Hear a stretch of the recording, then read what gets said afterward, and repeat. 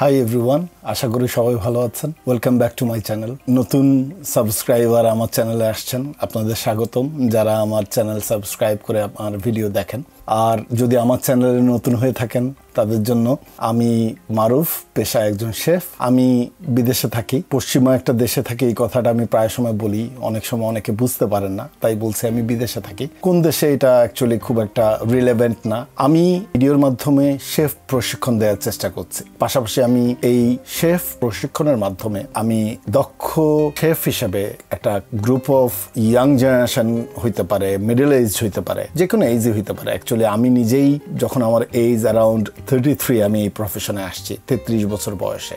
আসলে এটা যে কোনো বয়সেই শুরু করতে পারে, এটা এমন কোনো কথা নাই। আমি আমার এই দেশে দেখছি অনেকে অন্য পেশা থেকে এই দেশে আসছে যখন তাদের বয়স 40+, এবং তারা এসে এই প্রফেশনে নিজেদেরকে নিযুক্ত করছে বা যুক্ত করে ফেলছে, এবং তারা নিজেদেরকে ট্রেন্ড আপ করছে, কাজ শিখছে, অসম্ভব পরিশ্রম করছে। তো আমি সেই জিনিসটাই চেষ্টা করছি, সেটার পার্ট হিসেবেই এই ভিডিও বানানো। তো আমার এই চ্যানেলটাতে আপনারা যদি দেখে থাকেন, এই চ্যানেলে অজস্র ভিডিও আছে। অজস্র মিনস লাইক অ্যাবাউট এখন মনে হয় 70+ ভিডিও আছে। এবং আমি মোটামুটি ওভারঅল আগের দিকে সবগুলো ভিডিওতেই আমি র্যান্ডমলি প্রায় সবগুলো সাবজেক্টই কভার করার চেষ্টা করছি, যাতে আপনাদের মধ্যে একটা ধারণা এসে যায়। যারা এই চ্যানেলে হঠাৎ করে কেউ এসে যদি হাজির হন, বা আমি যদি আমার চ্যানেলটা কোথাও শেয়ার করি, সবার যাতে একটা ধারণা হয় যে উনি কি শুধুই থিওরিটিক্যাল ট্রেনিং দিয়ে যাচ্ছেন, নাকি উনি ওভারঅল সব ট্রেনিং দিচ্ছেন। এই জন্য আমার কিছু কারিগরি বলি বাংলায় বলা হয়, বা কিছু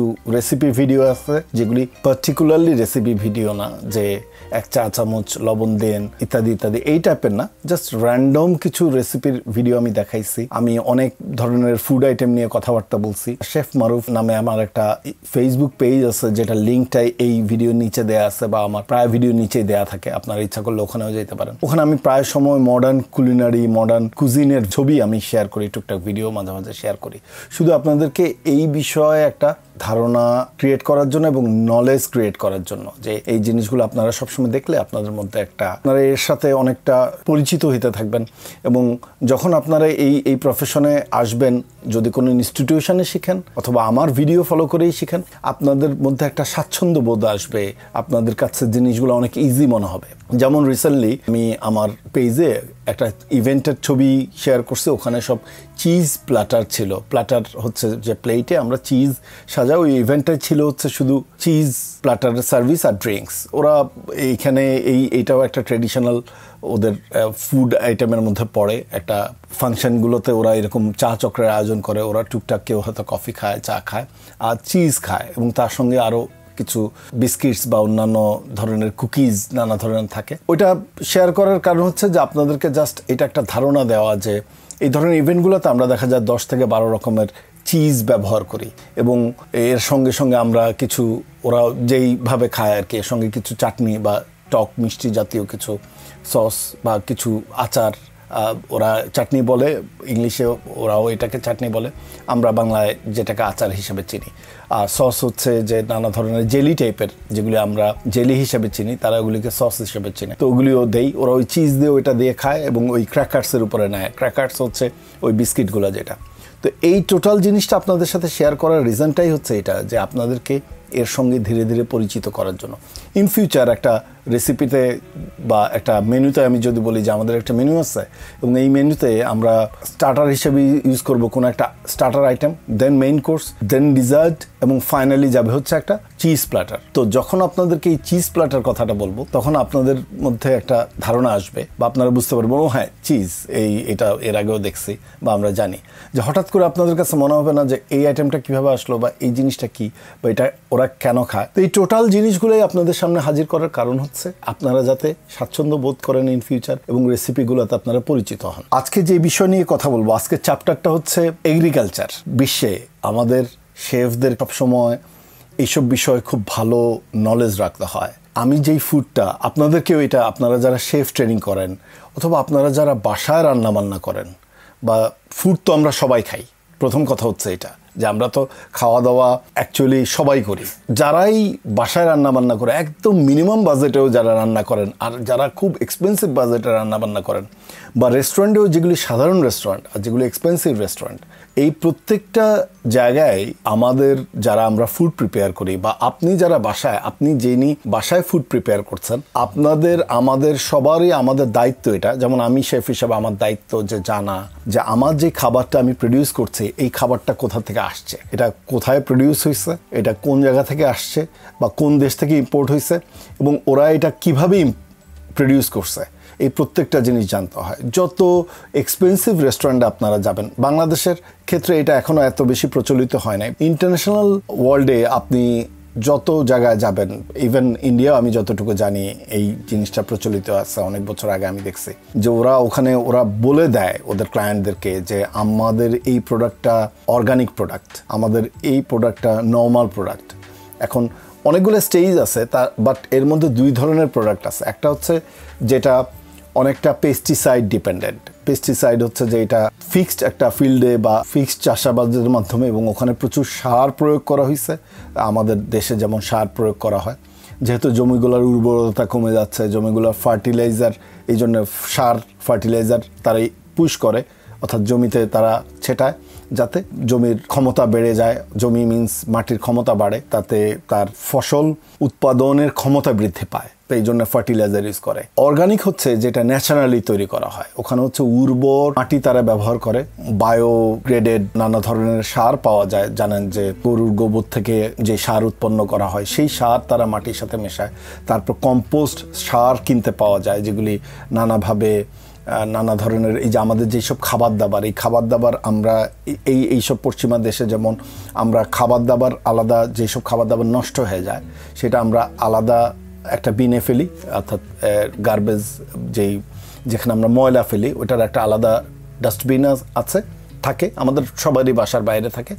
আর আরেকটা আলাদা ডাস্টবিন থাকে যেখানে আমরা সব প্লাস্টিক আইটেম, প্যাকেট, যে কোনো ধরনের রিসাইক্লিং বা নন রিসাইক্লিং আইটেমগুলো আমরা ফেলি। ওই ধরনের খাবার দাবার বা নষ্ট খাবার দাবার, এই জাতীয় জিনিস, এই কলার মনে করেন ছোকলা হইতে পারে, ডিমের খোসা হইতে পারে, তারপরে ভাত হয়তো কিছুটা রয়ে গেছে, যদিও আমি আমার বাসায় কোনো খাবার দাবারই কখনো আমি ফেলি না, মানে সব কিছুই আমি এমনভাবেই রান্না করি এবং এমনভাবেই ফিনিশ করি যে আমি ওই পরিমাণে রান্না করি এবং ওই পরিমাণে আমি খেয়ে শেষ করি, যাতে আমাকে ফেলে দিতে না হয়। কিন্তু তারপরে যদি কখনো কোনো খাবার নষ্ট হয়ে যায় কোনো কারণে, ইন কেস হয়তো একটু বেশি রান্না হইলো, আমি হয়তো ব্যস্ততার জন্য খেতে পারলাম না, যদি নষ্ট হয়ে যায় আমরা ওই বিনটাতে খাবারগুলো ফেলি। ওরাই করে কি, ওই আলাদা ওই ডাস্টবিন থেকে ওই খাবার আইটেমগুলো ওরা এগুলি আলাদা করে এবং ওরা এগুলি থেকে কম্পোস্ট সার উৎপন্ন করে। এই কম্পোস্ট সার ওরা ইউজ করে হচ্ছে অর্গানিক ফুড উৎপাদনের জন্য। এখন যেই কথাটার থেকে এতগুলো কথা আসছে, এটা হচ্ছে যে কাস্টমারদেরকে এখন এই জিনিসগুলো বলতে হয়। অনেক কাস্টমাররাই এগুলো পশ্চিমা দেশে, মানে আমাদের এইসব সাইডে আমেরিকা, কানাডা, অস্ট্রেলিয়া বা ব্রিটেন, জাপান, এসব উন্নত দেশগুলোতে কিন্তু এই জিনিসগুলো এখন অনেক ইম্পর্ট্যান্ট। তারা অনেক বেশি ভেজিটেরিয়ান হয়ে গেছে, প্রাণী নির্ভর খাবার তারা অ্যাভয়েড করছে, তারা অনেক বেশি সবজি বা শাকসবজি বেসড খাবারের প্রতি অনেক ঝুঁকে গেছে, কারণ স্বাস্থ্য সচেতন হচ্ছে। এর কারণ হচ্ছে যে আমাদের চারপাশের পরিবেশটা অনেক কঠিন হয়ে যাচ্ছে, আগের চাইতে গাড়ি ঘোড়া অনেক বেড়ে গেছে, কলকারখানা অনেক বেড়ে গেছে, পরিবেশ দূষণের মাত্রা আগের চাইতে অনেক অনেক গুণ বেড়ে গেছে, গ্রিন হাউস এফেক্ট বেড়ে গেছে, পরিবেশ বিপর্যয় আসছে প্রায় সময়। তো এইসব ক্ষেত্রে আমরা যারা হিউম্যান বিং আছে আমাদেরকে সবসময় সচেতন থাকতে হচ্ছে। আমরা আগের মতো আর এত নিজেদেরকে ছেড়ে দিয়ে চলতে পারছি না, এখন আমাদেরকে পরিবেশ চিন্তা করতে হচ্ছে।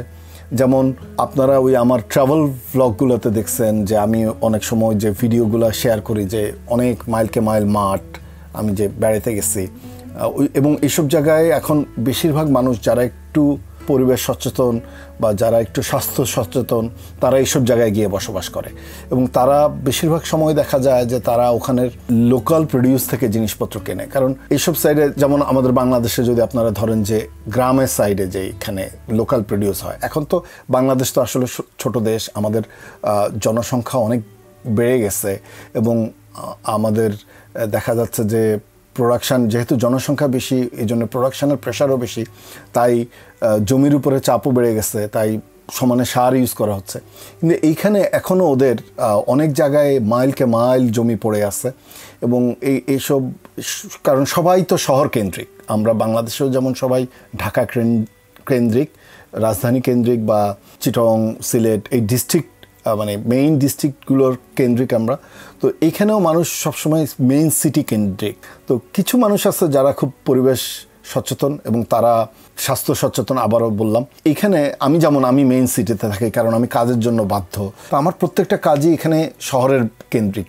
তো এত বেশি শহর কেন্দ্রিক যে আমার পক্ষে আসলে শহরের বাইরে গিয়ে থাকা সম্ভব হয় না। বাট এই মানুষগুলা শহরের বাইরে গিয়ে থাকে এবং তারা দেখা যায় যে লোকালি প্রডিউস সবজি, খাবার দাবার তারা খায়। কেমন, ওখানে লোকালি দেখা যায় যে একটা ফার্ম আছে, সেই ফার্ম থেকেই মুরগি ডিম উৎপাদন হচ্ছে এবং এটা অর্গানিক কেন? আমরা এই শহরে যেই ডিম খাচ্ছি অনেক সময় দেখা যায় যে এই ডিমটা হয়তো চেকোস্লোভাকিয়া থেকে আসছে বা এই ডিমটা হয়তো ব্রাজিল থেকে আসছে, নোবডি নোজ।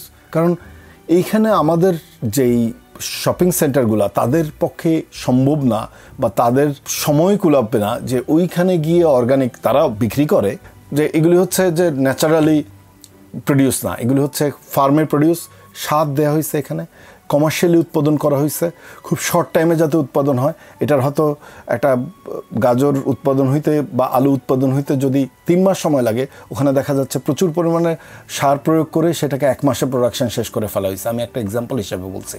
ওই জিনিসগুলো যেহেতু ম্যাসিভ প্রোডাকশন হয়, এগুলির দাম অনেক কম হয়। আর যেগুলি ন্যাচারালি প্রোডাকশন হয়, এগুলি যেহেতু অনেক লম্বা সময় নিয়ে প্রোডাকশন হয়, তাই এগুলির দাম অনেক বেশি হয়। এবং এগুলিকে এখানে আমরা অর্গানিক বলি।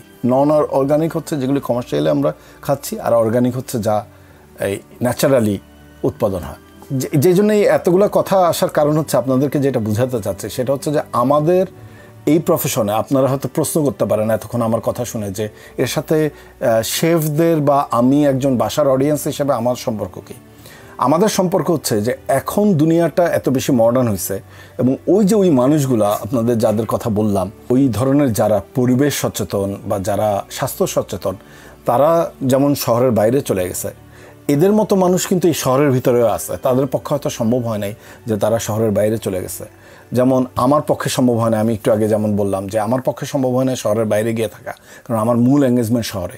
কিন্তু আমি যখন লোকালি এখানে যখন একটা রেস্টুরেন্টে খেতে যাচ্ছি, আমি চেষ্টা করি বা জানতে চেষ্টা করি তারা যেই খাবার আমাকে সাপ্লাই দিচ্ছে এই খাবারটা কতটুকু অর্গানিক মিনস হচ্ছে যে এটা কি ফার্মের চিকেনই তারা ইউজ করছে নাকি তারা অর্গানিক চিকেন ইউজ করছে যেটা নর্মালি বড় করা হয়েছে, অর্থাৎ নর্মালি খেতে খামারে চড়ে ওই গরুটা বড় হয়েছে বা ওই খাসিটা বড় হয়েছে, ওই ভেড়াটা বড় হয়েছে বা ওই মুরগিটা ওখান থেকে আসছে বা সেই মুরগির ডিম আমরা খাচ্ছি। এবং এটা জিজ্ঞাসা করার রাস্তা হচ্ছে যে এটা আমাদেরকে অ্যাকচুয়ালি কোনো রেস্টুরেন্টে গিয়ে জিজ্ঞাসা করতে হয় না। এটা রেস্টুরেন্টগুলা তাদের বাইরে তারা যখন অ্যাডভার্টাইজমেন্ট দেয়, বাইরে তারা কি করে, এখানে রেস্টুরেন্টগুলোতে বোর্ড দিয়ে দেয় যে আজকের খাবার হচ্ছে এই, এবং পাশে ওরা লিখে রাখে যে এটা অর্গানিক অমুক আইটেমটা ইউজ করা হয়েছে, এই আইটেমটা অর্গানিক ইউজ করা হয়েছে, আবার এই আইটেমটা জেনারেল আইটেম যেটা আমরা শপিং সেন্টার থেকে নিয়ে আসছি। তো এখন আপনারা হয়তো কথার কথা হিসেবে বলতে পারেন যে এটা তো তাহলে আমি লিখেই দিতে পারি, এটা তো যে কোনো রেস্টুরেন্ট লিখেই দিতে পারে। না, লিখে দিতে পারে না। এটা ওই রেস্টুরেন্টের মালিক, যেমন আপনি যদি একটা রেস্টুরেন্ট দেন বা আপনার যে শপিং সেন্টার যেখান থেকে আপনি সবজি কিনছেন বা বাজার থেকে সবজি কিনছেন, সে যদি এই কথাটা বলে তাহলে তার সঙ্গে সঙ্গে তার সোর্সের অ্যাড্রেস এবং ফোন নাম্বার এবং তার সমস্ত ডিটেলস তাকে ওখানে সরবরাহ করতে হবে। আমরা যখন এরকম রেস্টুরেন্টে আমরা যখন যাই, তারা যখন আমাদেরকে মেনুস দেয়, আমরা যখন মেনু উল্টাই, মেনুর পাশে লেখা থাকে, দেখা যায় যে এটা অমুক আইটেমটা এটা অর্গানিক আইটেম, এবং তারা যখন এটা বলে অর্গানিক আইটেম, তাদের ওই টোটাল মেনু শেষে লাস্ট পাতায় তাদের সব সাপ্লায়ারদের অ্যাড্রেস দেয়া থাকে, ফোন নাম্বার দেয়া থাকে। এবং যারা অর্গানিক, আমরা ইচ্ছা করলে বা কাস্টমার ইচ্ছা করলে, আপনি ইচ্ছা করলে ওই বাজারের ওই লোকটা ওই ইনফরমেশানটার থেকে ওই ফার্মটার সাথে যোগাযোগ করে আপনার নিজের জন্য জিনিসপত্র নিতে পারেন, আবার খোঁজও করতে পারেন যে এটা কি ও অ্যাকচুয়ালি ওখানে সাপ্লাই দেয় কিনা। আপনারা ওই লোকেশনগুলোতে গেলে, ওদের প্রেমিসেসে গেলে আপনারা দেখতে পাবেন যে হ্যাঁ, ওরা সত্যি সত্যি ওদের হয়তো 10 একর, 50 একর, 100 একর জায়গা আছে এবং সেখানে তাদের খামার করা আছে, ওখানে গরু চড়াচ্ছে বাইরে, এবং তাদের ওখানে আলাদা ল্যাম্প আছে বা ভেড়া আছে, খাসি বা ছাগল আলাদা ফার্ম আছে, মুরগির আলাদা ফার্ম আছে, এবং মুরগি ওইখানে চড়ে বেড়াচ্ছে, একদম খোলাখুলি জিনিসগুলো, এবং আপনারা দেখতে পাচ্ছেন, এবং তারা কি কি ফুড ব্যবহার করছে এটাই আপনারা পড়তেও পারবেন, ওখানে গেলে জেনেও নিতে পারবেন, এবং আপনারা আবার জানতেও পারবেন যে ওই অমুক রেস্টুরেন্ট যে বলছে যে এইটা এই ফার্ম থেকে আসে, এই ফার্ম থেকে এটা আসে, আদৌ আসে কিনা। আবারও আসি যে এই জিনিসগুলোর সাথে সম্পর্ক, শেফ ট্রেনিংয়ের সাথে সম্পর্ক কী। আমরা শেফদেরকে এখন এই জিনিসগুলো জানতে হয়। ওই যে বললাম যে আমি রেস্টুরেন্টে গিয়ে যেমন জিজ্ঞাসা করব, তো আপনি একজন শেফ হচ্ছেন, আপনারা তো আমার এখানে শেফের প্রশিক্ষণ নিচ্ছেন, এবং আমি আপনাদেরকে চেষ্টা করছি হচ্ছে শুধু চাল ডাল একসাথে করে কিছু মশলা দিয়ে খিচুড়ি রান্না করা শেখাতে যাচ্ছে না, বা একটা ডো বানায়, আটা গোলায়, এটাকে ফ্ল্যাট করে তার উপরে একটু টমেটো সস আর কিছু চিজ দিয়ে আর কয়েক টুকরা মাংস দিয়ে পিৎজা বানানো শেখাতে চাচ্ছে না। আমি আপনাদেরকে চাচ্ছি হচ্ছে প্রপার শেফ হিসেবে ট্রেনিং দিতে। একজন প্রপার শেফকে এই প্রত্যেকটা জিনিস জানতে হবে, এটা মাস্ট, এবং আমাদেরকেও জানতে হবে, এবং আমরা এই জন্য এইগুলি স্টাডি করছি এবং আমরা জানি এই জিনিসগুলো। তো এই জন্যই আপনাদেরকে এত কিছু ব্যাখ্যা দেওয়া, এত কথা বলার কারণ ইন ফিউচার আপনারা যখন শেফ হবেন, আপনারা এই জিনিসগুলো আপনারা হয়তো আজকে থেকে ধরে নেন যে 2 বছর পরে, 5 বছর পরে বাংলাদেশে এই জিনিসগুলো অনেক বেশি অ্যাভেলেবেল হয়ে যাবে, কারণ অলরেডি ইন্টারন্যাশনাল ওয়ার্ল্ডে ভেজিটেরিয়ান বা যারা ভিগান, এই মাত্রাগুলা এরা এখন ওয়ার্ল্ড ওয়াইড বেড়ে যাচ্ছে, এবং এদের প্রচার বেড়ে যাচ্ছে, এবং এরা পরিবেশবাদী, কারণ প্রাণীকুল আসলে আমাদের পরিবেশকে অনেক বেশি ধ্বংস করছে। আপনারা জানেন নাকি জানি না, একটা গরু যেই পরিমাণ CO2 বলে, কার্বন ডাইঅক্সাইড নিঃসরণ করে, এটা অলমোস্ট 35টা গাড়ির সমান। 35টা গাড়ি রোডে চললে যেই পরিমাণ কার্বন ডাইঅক্সাইড নির্গত হবে, পরিবেশ দূষিত হবে, ঠিক এই পরিমাণ পরিবেশ দূষণ করে একটা গরু। এটার উপরে আমার নিজের ফেসবুক পেজে কিছু ভিডিও আছে, আমার মনে থাকলে আমি চেষ্টা করবো এই ভিডিওগুলো আমার শেফ মারুফ পেজে শেয়ার করার জন্য। এটা ওই আপনাদের যদি আপনারা অনেকেই চেনেন লিওনার্দো ডি ক্যাপ্রিও, যে খুব নাম করা নায়ক, অস্কার উইনিং নায়ক, সে একটা ডকুমেন্টারি করছিল। সেই ডকুমেন্টারিতে সেই এরকম পরিবেশ ধ্বংস হচ্ছে কীভাবে, এবং আমরা কতটা হুমকির সামনে চলে আসছি, আমাদের ভবিষ্যৎ প্রজন্ম আরও কত ভয়াবহ, কারণ অলরেডি আমরাই অনেক ডেঞ্জারাস সিচুয়েশনে আছি। এই নেক্সট 10 বছর আগেও এত খারাপ অবস্থা আমরা পরিবেশের দেখি না, এখন যা দেখছি। ওভারঅল কনক্লুশন নিয়ে আসি, অনেক লম্বা সময় কথা বললাম। কনক্লুশন হচ্ছে যে আমাদের শেফ হিসেবে আমাদেরকেও এই জিনিসগুলো জানতে হয় যে কোন প্রডিউসটা, কোন আইটেমটা কোন জায়গা থেকে আসছে। আমাদেরকে এই জিনিসগুলো আবার আমাদের কাস্টমারকে বলতে হয়। এই জন্য আপনারা এই বিষয়গুলোতে আপনাদের নলেজ রাখবেন। আমি যতটুকু সম্ভব আপনাদেরকে এই বিষয়ে কিছু নলেজ শেয়ার করব, আমার যতটুকু। তো সেইটারই কারণে আমি কিছু এখানে কিছু চ্যাপ্টার অ্যারেঞ্জ করছি কিছু পয়েন্ট, এই পয়েন্টগুলো আমি আপনাদেরকে জানাই দেবো। বাট শেফ হিসাবে আপনাদের নিজেদের ট্রেন্ড আপ হতে হলে এই জিনিসগুলো আপনাদেরকে খুব ভালোভাবে জানতে হবে।